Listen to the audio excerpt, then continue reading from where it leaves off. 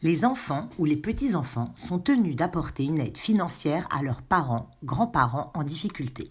Mais que recouvre exactement l'obligation alimentaire ? L'article 205 du Code civil indique que les enfants doivent des aliments à leur père et mère ou autres ascendants qui sont dans le besoin.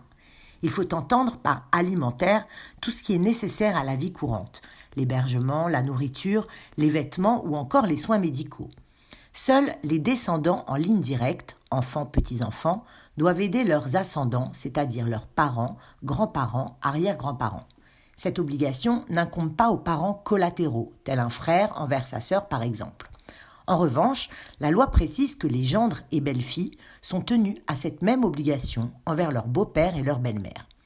Toute personne dans le besoin peut donc réclamer une aide financière à ses descendants. Lorsque l'aide est refusée, le demandeur peut saisir la justice, mais il doit alors prouver qu'il se trouve réellement dans le besoin. Parfois, ce sont les enfants qui se tournent vers la justice s'ils ne parviennent pas à se mettre d'accord sur la contribution financière de chacun. Enfin, il arrive qu'une administration saisisse le juge pour obtenir le remboursement de certains frais à la place de l'ascendant. C'est le cas notamment des hôpitaux publics qui peuvent demander à des descendants le remboursement des frais engagés pour soigner une personne âgée malade. C'est le juge aux affaires familiales du tribunal de grande instance qui vérifie si le parent est réellement dans le besoin et détermine le montant de l'aide financière.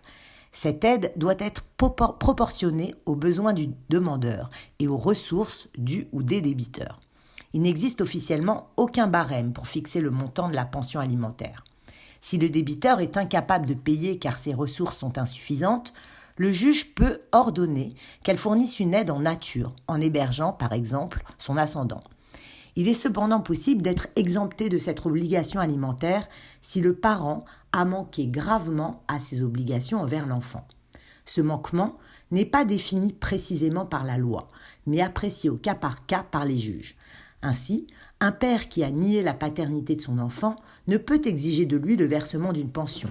Et il en va de même pour une mère qui a abandonné tant matériellement que moralement son enfant depuis l'enfance, sans jamais demander de ses nouvelles, alors qu'il était élevé par ses grands-parents.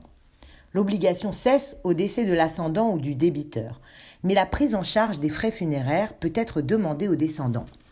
Si vous versez une pension à un ascendant ou si vous prenez en charge certains frais, comme un séjour en maison de retraite par exemple, vous pouvez déduire ces sommes de votre revenu imposable. Pour toute difficulté, n'hésitez pas à vous tourner vers la médiation familiale pour tenter de régler cela amiablement. Vous pouvez pour cela vous rendre sur le site www.lamediationpourtous.com.